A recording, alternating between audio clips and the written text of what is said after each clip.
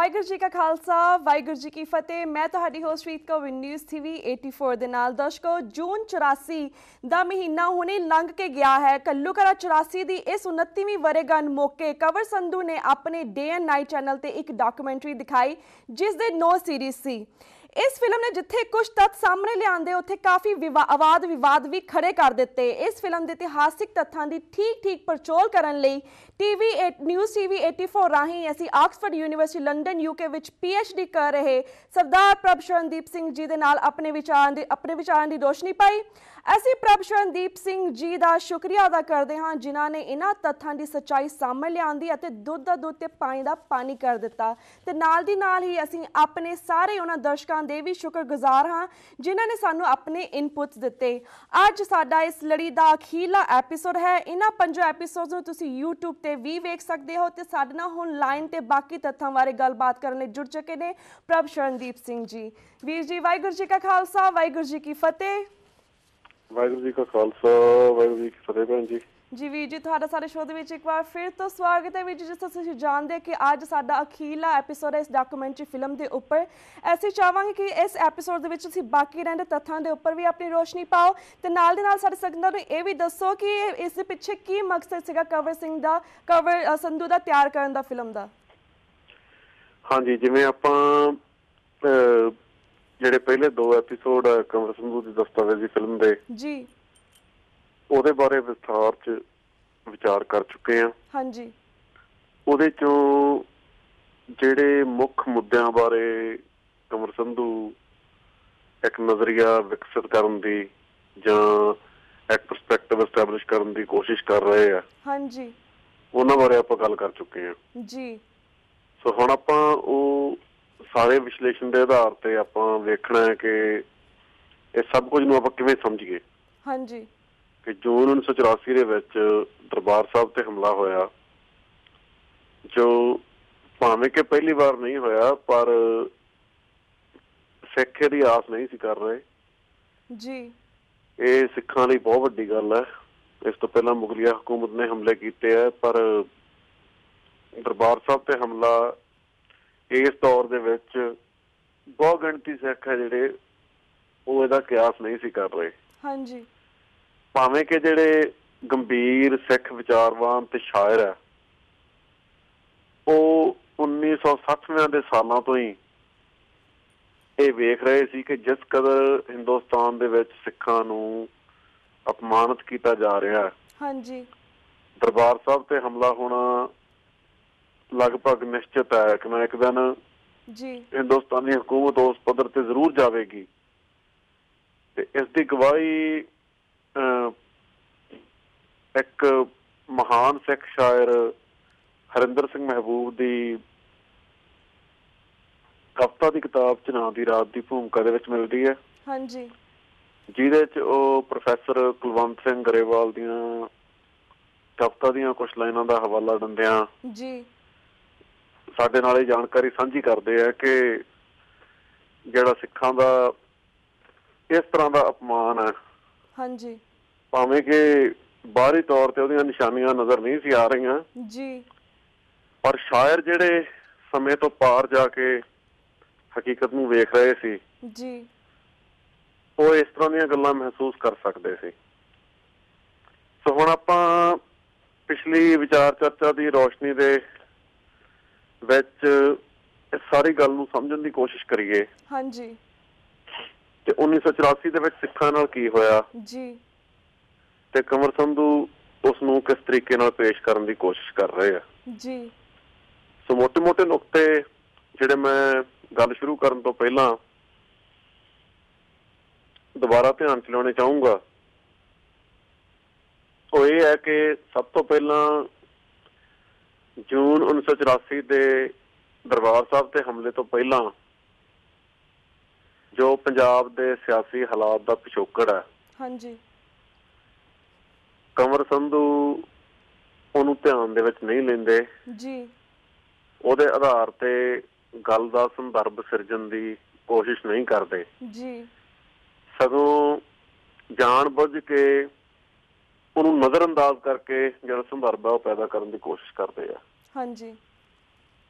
ਦੂਜਾ ਕੰਵਰ ਸੰਧੂ ਜਿਹੜੀ ਸਿੱਖਾਂ ਦੀ ਕੋਈ ਵੀ ਸਿਆਸੀ ਐਕਟੀਵਿਟੀ ਹੈ ਜੀ, ਈਵਨ ਜਿਹੜੇ ਸ਼ਾਂਤਮਈ ਮੋਰਚੇ ਅਕਾਲੀ ਦਲ ਵੱਲੋਂ ਲਾਏ ਗਏ ਆ ਜੀ, ਉਹਨਾਂ ਨੂੰ ਵੀ ਇਸ ਤਰੀਕੇ ਨਾਲ ਪੇਸ਼ ਕਰਦੇ ਆ ਕਿ ਅਕਾਲੀ ਅਸਲ 'ਚ ਇਸ ਤਰ੍ਹਾਂ ਦੇ ਹਾਲਾਤ, ਇਸ ਤਰ੍ਹਾਂ ਦਾ ਮਾਹੌਲ ਪੈਦਾ ਕਰਨ ਲਈ ਜ਼ਿੰਮੇਵਾਰ ਸੀ। ਹਾਂਜੀ।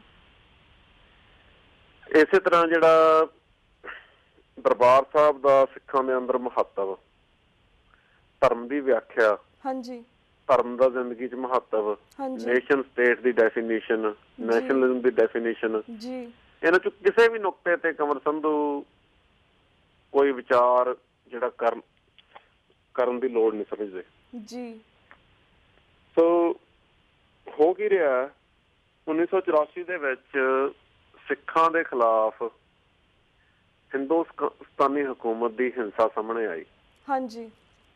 ਜਿਹਦੇ 'ਚ ਨਾ ਸਿਰਫ ਜਿਹੜੀ ਸਿੱਖਾਂ ਦੇ ਸਭ ਤੋਂ ਪਵਿੱਤਰ ਸਥਾਨ ਹੈ ਜੀ, ਉਹਨਾਂ ਤੇ ਟੈਂਕਾਂ ਤੋਪਾਂ ਨਾਲ ਹਮਲਾ ਕੀਤਾ ਗਿਆ। ਹਾਂਜੀ। ਸਿੱਖਾਂ ਦਾ ਵੱਡੀ ਪੱਧਰ ਤੇ ਕਤਲੇਆਮ ਵੀ ਕੀਤਾ ਗਿਆ ਜੀ। ਸੋ ਉਹ ਹਿੰਸਾ ਅਸਲ ਦੇ ਵਿੱਚ ਕੀ ਆ? ਉਹ ਹਿੰਸਾ ਤੇ ਕੰਵਰ ਸੰਧੂ ਉਸ ਹਿੰਸਾ ਨੂੰ ਕਿਸ ਤਰੀਕੇ ਨਾਲ ਪੇਸ਼ ਕਰ ਰਹੇ ਆ? ਹਾਂਜੀ। ਜਿਵੇਂ ਕਿ ਆਪਾਂ ਪਹਿਲੀਆਂ ਵਿਚਾਰ ਚਰਚਾਵਾਂ ਦੇ ਵਿੱਚ ਇਹ ਸਮਝਣ ਦੀ ਕੋਸ਼ਿਸ਼ ਕੀਤੀ ਹੈ ਕੰਵਰ ਸੰਧੂ ਦੀ ਦਸਤਾਵੇਜ਼ੀ ਚੋਂ ਬਾਕਾਇਦਾ ਹਵਾਲੇ ਲੈ ਕੇ ਜੀ ਕਿ ਉਹ 84 ਤੋਂ ਪਹਿਲਾਂ ਦੇ ਸਿਆਸੀ ਹਾਲਾਤ ਨੂੰ ਧਿਆਨ ਵਿੱਚ ਲਿਆ ਬਗੈਰ, ਉਹਦੇ ਤੇ ਵਿਚਾਰ ਕੀਤੇ ਬਗੈਰ ਹਾਂਜੀ ਸਿੱਧੇ ਦਰਬਾਰ ਸਾਹਿਬ ਦੇ ਅੰਦਰ ਹਥਿਆਰ ਇਕੱਠੇ ਕਰਨ ਤੇ ਆ ਜਾਂਦੇ ਆ। ਹਾਂਜੀ। ਇੱਥੋਂ ਤੱਕ ਕਿ ਉਹ ਵੀ ਧਿਆਨ ਦੇ ਵਿੱਚ ਨਹੀਂ ਲੈਂਦੇ ਕਿ ਇੱਕ ਲੰਮੀ ਲੜੀ ਹੈ ਸਿੱਖਾਂ ਵੱਲੋਂ ਸ਼ਾਂਤਮਈ ਤੇ ਜਮਹੂਰੀ ਤਰੀਕੇ ਨਾਲ ਸੰਘਰਸ਼ ਕਰਨ ਦੀ। ਉਸ ਤੋਂ ਪਹਿਲਾਂ ਜੀ ਦਹਾਕਿਆਂ ਦੀ ਲੰਮੀ ਲੜੀ ਹੈ। ਹਾਂਜੀ। ਤੇ ਇੱਕ ਲੰਮੀ ਲੜੀ ਹੈ ਹਿੰਦੁਸਤਾਨ ਦੀ ਹਕੂਮਤ ਵੱਲੋਂ ਸਿੱਖਾਂ ਦੇ ਖਿਲਾਫ ਬੇਇਨਸਾਫੀਆਂ ਦੀ। ਜੀ ਉਹ ਸਭ ਕੁਝ ਬਿਲਕੁਲ ਹੀ ਨਜ਼ਰਅੰਦਾਜ਼ ਕਰਕੇ ਸਿੱਧਾ ਹਥਿਆਰਾਂ ਤੇ ਆਉਂਦੇ ਆ। ਹਾਂਜੀ। ਸੋ ਜਿਹੜਾ ਕੰਵਰ ਸੰਧੂ ਇਹ ਸਥਾਪਿਤ ਕਰਨ ਦੀ ਕੋਸ਼ਿਸ਼ ਕਰ ਰਹੇ ਆ ਕਿ ਸਿੱਖਾਂ ਨੇ ਕੋਈ ਵਾਅਦਾ ਕੀਤਾ, ਜੀ ਸਿੱਖਾਂ ਨੇ ਲੋਕ ਰਾਜੀ ਸਿਸਟਮ ਦੀਆਂ, ਕਾਨੂੰਨ ਦੀਆਂ ਹੱਦਾਂ ਦਾ ਉਲੰਘਣ ਕੀਤਾ, ਹਾਂਜੀ, ਜੋ ਕਿ ਉਹਨਾਂ ਨੂੰ ਬਿਲਕੁਲ ਨਹੀਂ ਸੀ ਕਰਨਾ ਚਾਹੀਦਾ, ਹਰਗਿਜ਼ ਨਹੀਂ ਸੀ ਕਰਨਾ ਚਾਹੀਦਾ। ਤੇ ਭਾਰਤੀ ਹਕੂਮਤ ਕੋਲੇ ਫੌਜੀ ਹਮਲਾ ਕਰਨ ਤੋਂ ਬਿਨਾਂ ਕੋਈ ਚਾਰਾ ਨਹੀਂ ਸੀ ਰਿਹਾ। ਇਹ ਸ਼ਬਦ ਵੀ ਉਹਨਾਂ ਨੇ ਬੋਲੇ ਆ। ਆਪਾਂ ਪਹਿਲੀਆਂ ਵਿਚਾਰ ਚਰਚਾਵਾਂ ਦੇ ਵਿੱਚ ਇਹਨਾਂ ਸ਼ਬਦਾਂ ਦੇ ਬਾਕਾਇਦਾ ਹਵਾਲੇ ਵੀ ਦਿੱਤੇ ਆ। ਹਾਂਜੀ। ਸੋ ਅਸਲ ਦੇ ਵਿੱਚ ਕੀ ਹੋ ਰਿਹਾ, ਜਦੋਂ ਅੰਗਰੇਜ਼ ਦੇ ਆਉਣ ਨਾਲ ਸਾਰਾ ਸਿਸਟਮ ਮਾਡਰਨਾਈਜ਼ ਹੁੰਦਾ ਜੀ, ਉਦੋਂ ਇਹ ਨਹੀਂ ਹੁੰਦਾ ਕਿ ਪੁਰਾਣੇ ਜਿਹੜੇ ਮਾੜੇ ਸਿਸਟਮ ਨੂੰ ਕਿਸੇ ਨਵੇਂ ਸਿਸਟਮ ਨਾਲ ਤਬਦੀਲ ਕਰ ਦਿੱਤਾ ਗਿਆ ਜੀ। ਜਦੋਂ ਸਿਸਟਮ ਮਾਡਰਨਾਈਜ਼ ਹੁੰਦਾ ਹੈ, ਉਹ ਹੈ ਕਿ ਜਿਹੜੇ ਇੰਡੀਜਨਸ ਸਿਸਟਮ ਹੈ, ਜਿਹੜੇ ਮੂਲ ਜਿਹੜੇ ਢਾਂਚੇ ਹੈ ਉੱਥੋਂ ਦੇ ਪੰਜਾਬ ਦੇ, ਹਾਂਜੀ, ਉਹਨਾਂ ਨੂੰ ਯੂਰਪੀਅਨ ਜਿਹੜੇ ਸਿਸਟਮਸ ਹੈ ਉਹਦੇ ਨਾਲ ਰਿਪਲੇਸ ਕੀਤਾ ਗਿਆ ਜੀ।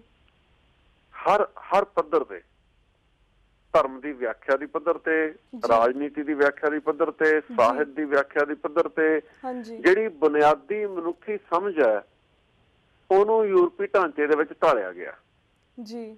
ਸੋ ਇੱਕ ਸੈਕੂਲਰ ਨੈਸ਼ਨਲਿਜ਼ਮ ਜਿਹੜਾ ਉਹ ਸਾਹਮਣੇ ਆਇਆ। ਕੰਵਰ ਸੰਧੂ ਇਸ ਡਾਕੂਮੈਂਟਰੀ ਦੇ ਵਿੱਚ ਸੈਕੂਲਰ ਨੈਸ਼ਨਲਿਜ਼ਮ ਨੂੰ ਇੱਕ ਲੈਜੀਟੀਮੇਟ ਵਰਤਾਰੇ ਦੇ ਤੌਰ ਤੇ ਲੈਂਦੇ ਆ, ਹਾਂਜੀ, ਇੱਕ ਵਾਜਬ ਅਮਲ ਦੇ ਤੌਰ ਤੇ ਧਰਮ ਨੂੰ ਜਾਂ ਕਿਸੇ ਧਾਰਮਿਕ ਵਰਗ ਨੂੰ ਉਹ ਇੱਕ ਇਲੈਜੀਟੀਮੇਟ ਜਿਹੜਾ ਫਿਨੋਮੀਨਨ ਹੈ, ਹਾਂਜੀ, ਗੈਰ ਵਾਜਬ ਵਰਤਾਰੇ ਦੇ ਤੌਰ ਤੇ ਉਹ ਪੇਸ਼ ਕਰਦੇ ਆ ਜੀ। ਜਿਹੜਾ ਸੈਕੂਲਰ ਹੈ ਉਹਦੀ ਲੈਜੀਟੀਮੇਸੀ ਦਾ ਆਧਾਰ ਕੀ ਹੈ?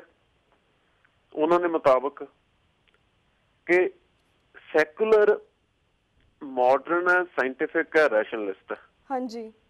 ਤੇ ਸੈਕੂਲਰ ਦੀ ਜਿਹੜੀ ਟ੍ਰਾਂਸਲੇਸ਼ਨ ਹੈ ਹਿੰਦੁਸਤਾਨ ਦੇ ਵਿੱਚ ਉਹ ਧਰਮ ਨਿਰਪੱਖ ਦੇ ਤੌਰ ਤੇ ਕੀਤੀ ਜਾਂਦੀ ਹੈ ਜੀ। ਜਿਹੜੀ ਸੈਕੂਲਰ ਬਾਰੇ ਇਸ ਤਰ੍ਹਾਂ ਦੀ ਸਮਝ ਬਣਾਉਣੀ, ਉਹ ਅਸਲ ਦੇ ਵਿੱਚ ਜਿਹੜੀ ਟਰਮ ਸੈਕੂਲਰ ਦੀ ਯੂਰਪੀਅਨ ਹਿਸਟਰੀ ਹੈ ਉਹਨੂੰ ਮੂਲੋਂ ਮੁੱਢੋਂ ਨਜ਼ਰਅੰਦਾਜ਼ ਕਰਨਾ। ਹਾਂਜੀ। ਸੋ ਸੈਕੂਲਰ ਦਾ ਇਤਿਹਾਸ ਕੀ ਹੈ, ਸੈਕੂਲਰਿਜ਼ਮ ਦਾ ਓਰੀਜਨ ਕੀ ਹੈ ਜੀ, ਉਹਦੇ ਬਾਰੇ ਮੈਂ ਸੰਖੇਪ ਜਿਹਾ ਦੱਸ ਦਿਆਂ ਕਿ 16th ਸੈਂਚੁਰੀ ਦੇ ਵਿੱਚ 1521 ਦੇ ਸਾਲਾਂ ਦੇ ਵਿੱਚ ਜਿਹੜੀ ਪ੍ਰੋਟੈਸਟੈਂਟ ਕ੍ਰਿਸਚੀਅਨਿਟੀ ਹੈ ਉਹ ਸ਼ੁਰੂ ਹੁੰਦੀ ਹੈ ਜੀ। ਉਹ ਇੰਡੀਵਿਜੂਅਲਿਸਟਿਕ ਹੈ। ਪਹਿਲਾ ਜਿਹੜਾ ਕੈਥੋਲਿਕ ਚਰਚ ਸੀ ਉਹ ਕਮਿਊਨਿਟੇਰੀਅਨ ਸੀ। ਹਾਂਜੀ। ਉਹ ਰਿਲੀਜਨ ਤੇ ਪੋਲੀਟਿਕਸ ਨੂੰ ਅੱਡੋ ਅੱਡ ਕਰਦੀ ਹੈ।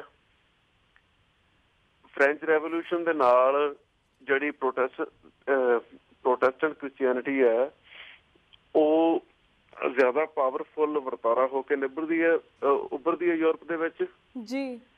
ਫਿਰ ਯੂਰਪੀਅਨ ਫਲਸਫੇ ਦੇ ਵਿੱਚ ਇੱਕ ਮੇਜਰ ਜਿਹੜੇ ਫਲਸਫਾਦਾਨ ਹੈਗਲ, ਉਹਨਾਂ ਦੇ ਮੈਟਾਫਿਜ਼ੀਕਲ ਥਾਟ ਪ੍ਰੋਸੈਸ ਦੇ ਵਿੱਚ ਜਿਹੜੀ ਪ੍ਰੋਟੈਸਟੈਂਟ ਕ੍ਰਿਸਚੀਅਨਿਟੀ ਹੈ ਉਹ ਸੈਂਟਰਲ ਹੈ ਜੀ।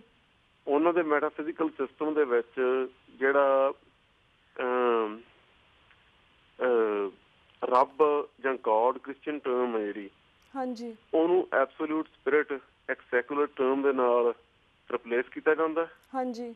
ਜਿਹੜਾ ਆਈਡੀਆ ਉਹਨੂੰ ਹਿਸਟੋਰੀਸਾਈਜ਼ ਕੀਤਾ ਜਾਂਦਾ ਜੀ। ਜਿਹੜੀ ਡਾਇਲੈਕਟਿਸਾਈਜ਼ੇਸ਼ਨ ਤੇ ਹਿਸਟੋਰੀਸਾਈਜ਼ੇਸ਼ਨ ਆਫ ਆਈਡੀਆਜ਼ ਤੇ ਜਿਹੜੀ ਡਾਇਲੈਕਟਿਸਾਈਜ਼ੇਸ਼ਨ ਤੇ historicisation of the Christian theme of death of God ਹੈ, ਉਹ ਯੂਰਪੀਅਨ ਨਾਇਲਿਜ਼ਮ ਹੈ ਜਿਹੜਾ ਯੂਰਪ ਦੇ ਵਿੱਚ ਚੱਲ ਰਿਹਾ।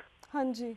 ਨਾਇਲਿਜ਼ਮ ਦੀ ਮੈਂ ਮੋਟੀ ਜਿਹੀ ਵਿਆਖਿਆ ਕਰਦੇ ਹਾਂ ਕਿ ਜਦੋਂ ਨੀਸ਼ੇ ਦੇ ਅਕੋਰਡਿੰਗ ਜਿਹੜੀਆਂ ਅਪਰਮੋਸਟ ਵੈਲਿਊਜ਼ ਹੈ ਉਹ ਡੀਵੈਲੂਏਟ ਹੋ ਜਾਣ ਜੀ, ਜਦੋਂ ਸਭ ਤੋਂ ਵੱਡੀਆਂ ਕਦਰਾਂ ਕੀਮਤਾਂ ਟੁੱਟ ਜਾਣ, ਉਹ ਨਾਇਲਿਜ਼ਮ ਦੀ ਸਟੇਟ ਹੁੰਦੀ ਹੈ। ਸੋ ਯੂਰਪ ਦੇ ਵਿੱਚ ਅਪਰਮੋਸਟ ਵੈਲਿਊ ਜਿਹੜੀ ਆ ਗੋਡ ਸੀ, ਕ੍ਰਿਸਚੀਅਨ ਗੋਡ।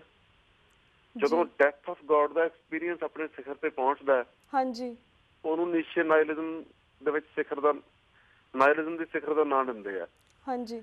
ਇਸ ਆਈਡੀਆ ਨੂੰ ਅੱਗੇ ਡਿਵੈਲਪ ਕਰਦਿਆਂ ਜਿਹੜੇ ਜਰਮਨ ਫਿਲੋਸਫਰ ਮਾਰਟਨ ਹਾਈਡੇਗਰ ਹੈ, ਉਹ ਕਹਿੰਦੇ ਵੀ ਜਿਹੜੀ ਨਾਇਲਿਜ਼ਮ ਹੈ ਉਹ ਐਕਚੁਅਲੀ ਹਾਈਐਸਟ ਵੈਲਿਊਜ਼ ਦੀ ਡੀਵੈਲੂਏਸ਼ਨ ਨਹੀਂ ਜੀ, ਉਹ actually is thinking about the crisis in term of that of values।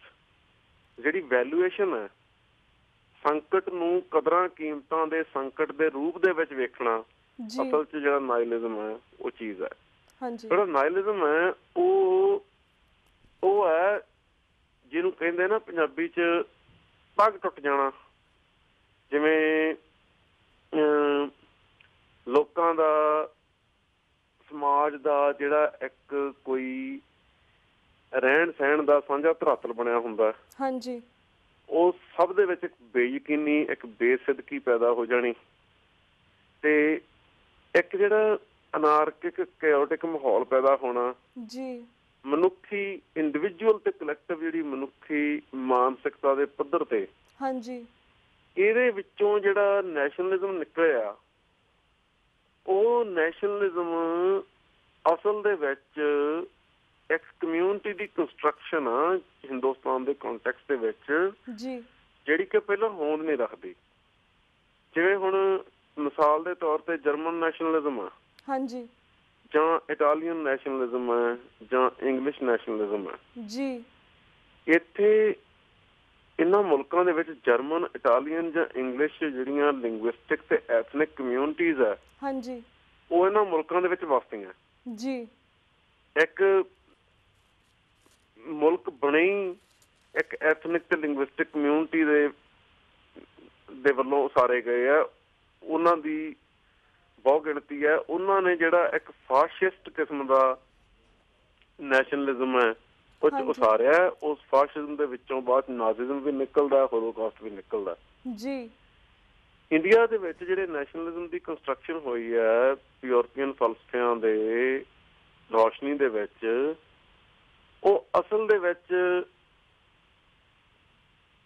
ਇੱਕ ਬਹੁਤ ਭਾਸ਼ਾਈ, ਬਹੁਤ ਧਰਮੀ, ਹਾਂਜੀ, ਬਹੁਤ ਕੌਮੀ ਜੀ, ਤੇ ਜਿਵੇਂ multi ethnic, multi linguistic, multi religious, multi cultural ਜਿਹੜੀ ਸਬ ਕੰਟੀਨੈਂਟ ਹੈ, ਉਹਨੂੰ ਇੱਕ ਹਿੰਦੀ ਬੋਲਣ ਵਾਲੀ, ਹਿੰਦੂ ਧਰਮ ਨੂੰ ਮੰਨਣ ਵਾਲੀ ਇੱਕ ਜਿਹੜੀ ਨੈਸ਼ਨਲ ਕਮਿਊਨਿਟੀ ਦੇ ਤੌਰ ਤੇ ਕੰਸਟਰਕਟ ਕਰਨ ਦੀ ਕੋਸ਼ਿਸ਼ ਕੀਤੀ ਗਈ ਹੈ। ਹਾਂਜੀ। ਜਿਹੜਾ ਇੰਡੀਅਨ ਨੈਸ਼ਨਲਿਜ਼ਮ ਦੀ ਕੰਸਟਰਕਸ਼ਨ ਦਾ ਪ੍ਰੋਸੈਸ ਹੈ ਉਹ ਯੂਰਪੀਅਨ ਫਾਸ਼ਿਜ਼ਮ ਨਾਲੋਂ ਵੀ ਜ਼ਿਆਦਾ ਖਤਰਨਾਕ ਹੈ।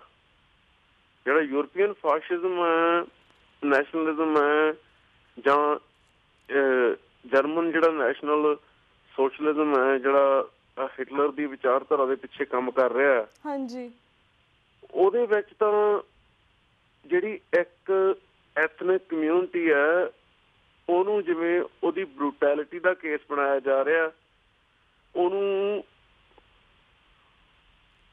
ਇੱਕ ਜਿਹੜਾ ਉਹਦੀ ਇੱਕ ਹਿੰਸਕ ਰੂਪ ਹੈ, ਉਹਦਾ ਦਮਨਕਾਰੀ ਰੂਪ ਹੈ, ਉਹਦੀ ਇਨਟੋਲਰੈਂਸ ਹੈ ਬਾਕੀ ਲੋਕਾਂ ਪ੍ਰਤੀ, ਖਾਸ ਕਰਕੇ ਯਹੂਦੀ ਲੋਕਾਂ ਪ੍ਰਤੀ, ਜਾਂ ਜਿਹੜੇ ਈਸਟਰਨ ਯੂਰਪੀਅਨ ਜਿਪਸੀਜ਼ ਵਗੈਰਾ, ਇਹਨਾਂ ਲੋਕਾਂ ਨੂੰ ਜਰਮਨਾਂ ਦੇ ਮੁਕਾਬਲੇ ਇੱਕ ਘਟੀਆ ਰੇਸ, ਇੱਕ ਰੇਸ਼ੀਅਲੀ ਘਟੀਆ ਨਸਲ ਦੇ ਲੋਕ,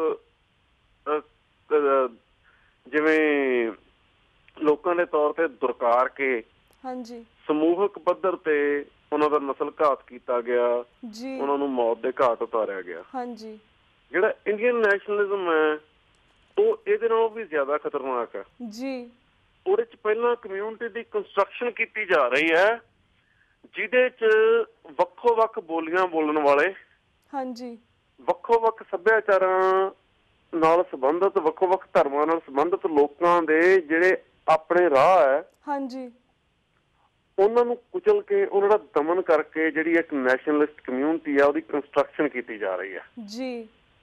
ਫਿਰ ਜਿਹੜੀ ਉਹ ਨੈਸ਼ਨਲਿਸਟ ਕਮਿਊਨਿਟੀ ਹੈ ਉਹ ਮਾਈਨੋਰਿਟੀਜ਼ ਦੇ ਖਿਲਾਫ ਗਲੀਆਂ ਬਾਜ਼ਾਰਾਂ ਦੇ ਵਿੱਚ ਵਾਇਲੈਂਸ ਕਰਦੀ ਹੈ। ਜਿਵੇਂ ਨਵੰਬਰ 1984 ਦੇ ਵਿੱਚ ਸਿੱਖਾਂ ਦੀ ਨਸਲਕੁਸ਼ੀ ਹੋਈ, ਤੇ ਬੰਬੇ ਦੇ ਵਿੱਚ ਮੁਸਲਮਾਨਾਂ ਦੀ ਨਸਲਕੁਸ਼ੀ ਹੋਈ, ਗੁਜਰਾਤ ਦੇ ਵਿੱਚ ਮੁਸਲਮਾਨਾਂ ਦੀ ਨਸਲਕੁਸ਼ੀ ਹੋਈ।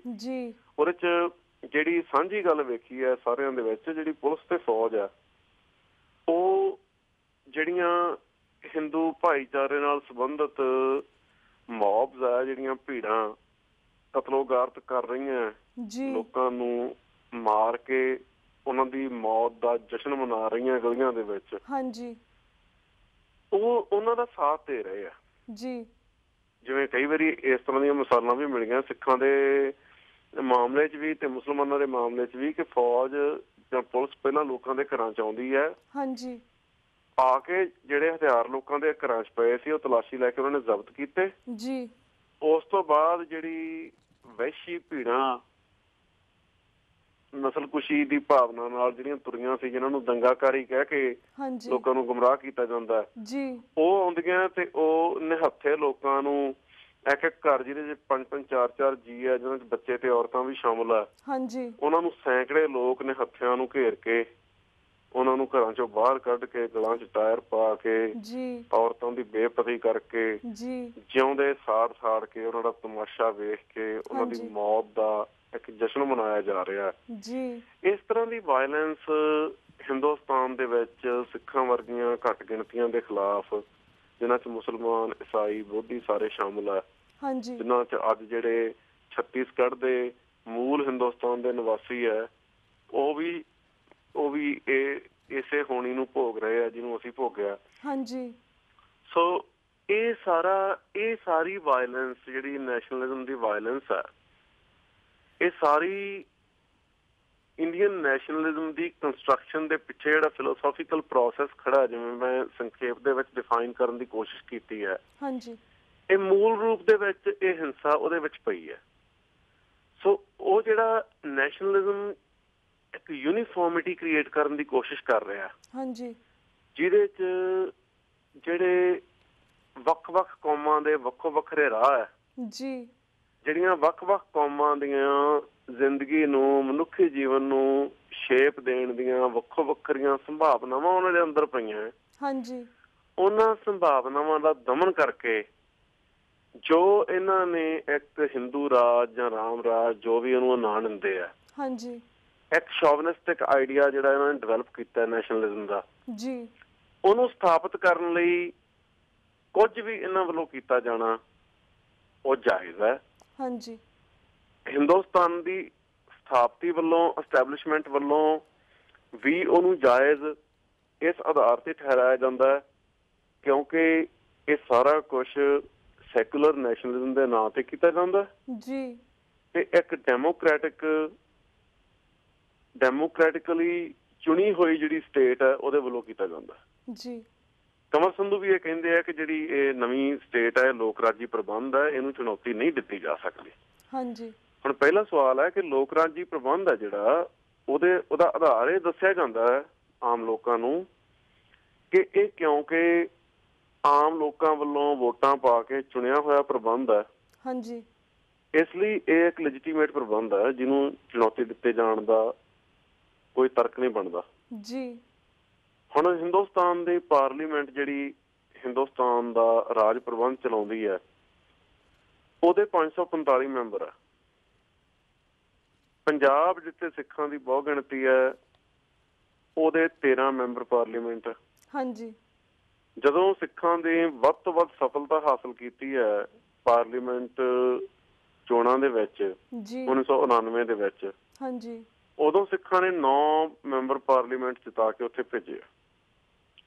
ਪਰ ਜੇ 13 ਵੀ ਮੰਨ ਲਿਆ ਜਾਵੇ, 545 ਦੇ ਹਾਊਸ ਦੇ ਵਿੱਚ ਜਿਹੜੇ 13 ਸਿੱਖ ਮੈਂਬਰ ਹੈ ਉਹਨਾਂ ਦੀ ਕੋਈ ਸੇ ਨਹੀਂ। ਉਹਨਾਂ ਦੀ ਜਿਹੜੀ ਵੋਟ ਹੈ ਉਹ ਲਾਅ ਮੇਕਿੰਗ ਦੇ ਪ੍ਰੋਸੈਸ ਨੂੰ ਕਿਸੇ ਵੀ ਤਰ੍ਹਾਂ ਪ੍ਰਭਾਵਿਤ ਕਰਨ ਦੀ ਸਮਰੱਥਾ ਨਹੀਂ ਰੱਖਦੀ। ਹਾਂਜੀ, ਜਿਹੜੇ ਸਿੱਖ ਹੈ ਉਹ ਇੰਡੀਆ ਦੀ ਐਸਟੈਬਲਿਸ਼ਮੈਂਟ ਦੇ ਵਿੱਚ ਰਹਿੰਦੇ ਆ, ਡਿਸੀਜਨ ਮੇਕਿੰਗ ਦਾ ਕਿਸੇ ਵੀ ਤਰੀਕੇ ਨਾਲ ਹਿੱਸਾ ਨਹੀਂ। ਹਾਂਜੀ, ਦੂਜੇ ਸ਼ਬਦਾਂ ਵਿੱਚ ਜਿਹੜਾ ਇੰਡੀਅਨ ਡੈਮੋਕ੍ਰੈਟਿਕ ਸਿਸਟਮ ਹੈ ਉਹ ਸਿੱਖਾਂ ਨੂੰ ਕਿਸੇ ਕਿਸਮ ਦੀ ਸਿਆਸੀ ਨੁਮਾਇੰਦਗੀ ਨਹੀਂ ਦਿੰਦਾ ਜੀ। ਇਹ ਤਾਂ ਹੋ ਗਈ ਸਿੱਖਾਂ ਦੀ ਸਿਆਸੀ ਸਥਿਤੀ ਬਾਰੇ ਸਾਡੀ ਇੱਕ ਸਮਝ।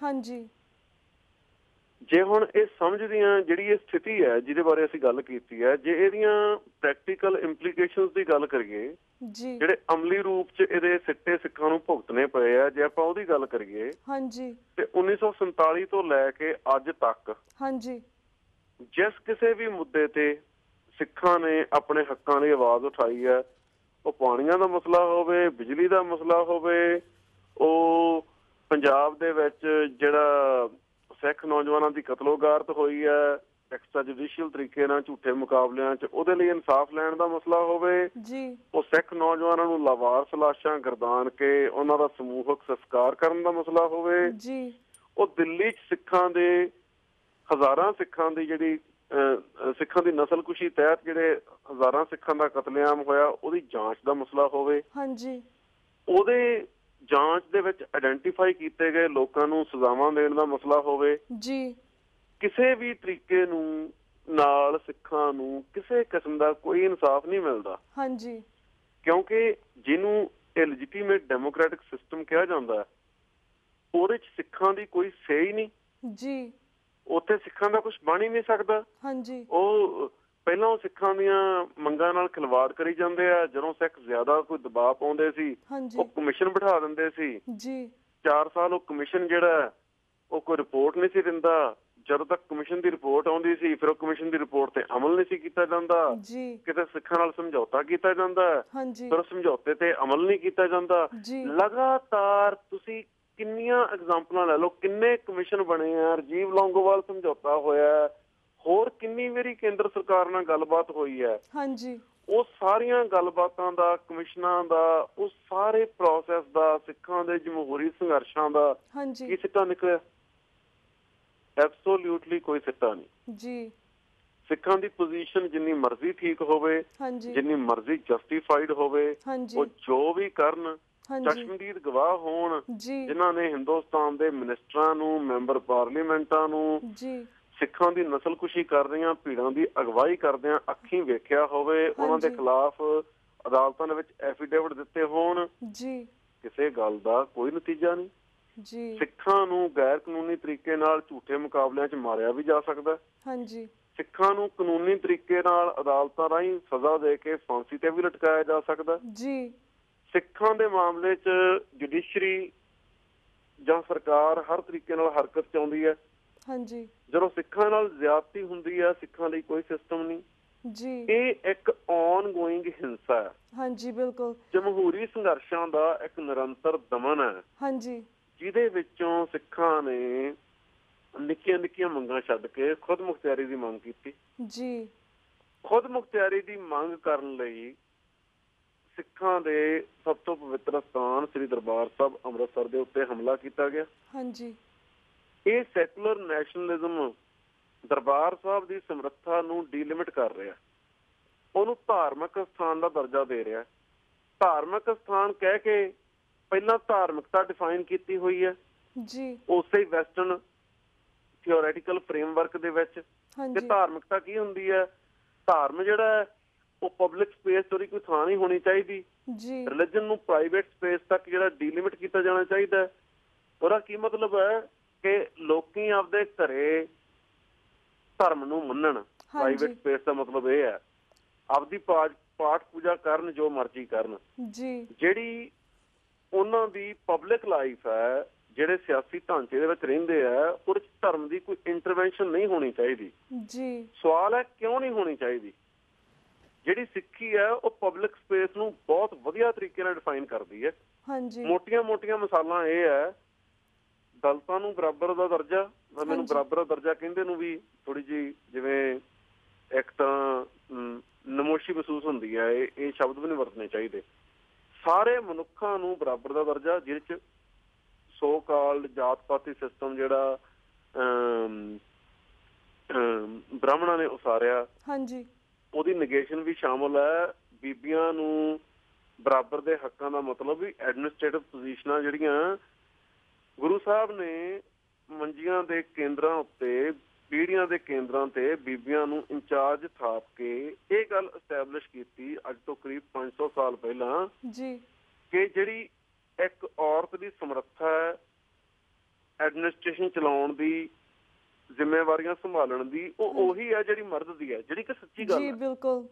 ਤੇ ਵੀਰ ਜੀ ਸਾਡੇ ਕੋਲ 1 ਮਿੰਟ ਰਹਿ ਗਿਆ, ਅਸੀਂ ਚਾਹਾਂਗੇ ਜੀ। ਹਾਂਜੀ ਮੈਂ ਬਸ ਸਮੇਟ ਲਈ ਇਹ ਗੱਲ।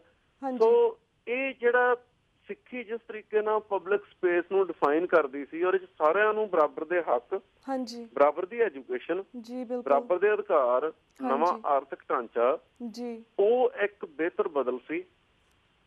ਸਿੱਖ ਇਸ ਬਦਲ ਨੂੰ ਸੋਵਰਨ ਸਟੇਟ ਦੇ ਰੂਪ ਚ ਲਾਗੂ ਕਰਨ ਦੀ ਗੱਲ ਕਰਨ ਦਾ ਹੱਕ ਰੱਖਦੇ ਆ। ਆਪਣਾ ਢਾਂਚਾ ਬਣਾ ਕੇ ਇੱਕ ਨਵਾਂ ਮਨੁੱਖਤਾ ਲਈ ਕਲਿਆਣਕਾਰੀ ਜਿਹੜਾ ਆਰਥਿਕ, ਸਮਾਜਿਕ, ਸਿਆਸੀ ਢਾਂਚਾ ਸਿਰਜਣ ਦਾ ਹੱਕ ਰੱਖਦੇ ਆ, ਜਿਹਦੀਆਂ ਸੰਭਾਵਨਾਵਾਂ ਸਿੱਖੀ ਦੇ ਵਿੱਚ ਪਈਆਂ ਜੀ। ਹਿੰਦੁਸਤਾਨੀ ਢਾਂਚੇ ਦੇ ਅੰਦਰ ਸਿੱਖਾਂ ਨੇ ਇਸ ਦੀ ਮੰਗ ਵੀ ਨਹੀਂ ਸੀ ਕੀਤੀ, ਜਿਹੜਾ ਕਿ ਉਹਨਾਂ ਨੂੰ ਹੱਕ ਹੈ। ਵੈਸੇ ਉਹਨਾਂ ਨੇ ਸਿਰਫ ਖੁਦ ਮੁਖਤਿਆਰੀ ਦੀ, ਫੈਡਰਲ ਸਿਸਟਮ ਦੀ, ਜਿਹੜਾ ਮੈਂ ਪਹਿਲਾਂ ਜ਼ਿਕਰ ਕਰ ਚੁੱਕਾ ਹਾਂ, ਅਮਰੀਕਾ ਕੈਨੇਡਾ ਦੇ ਵਿੱਚ ਪਹਿਲਾਂ ਹੀ ਚੱਲ ਰਿਹਾ, ਸਿਰਫ ਇਹਦੀ ਮੰਗ ਕੀਤੀ ਸੀ।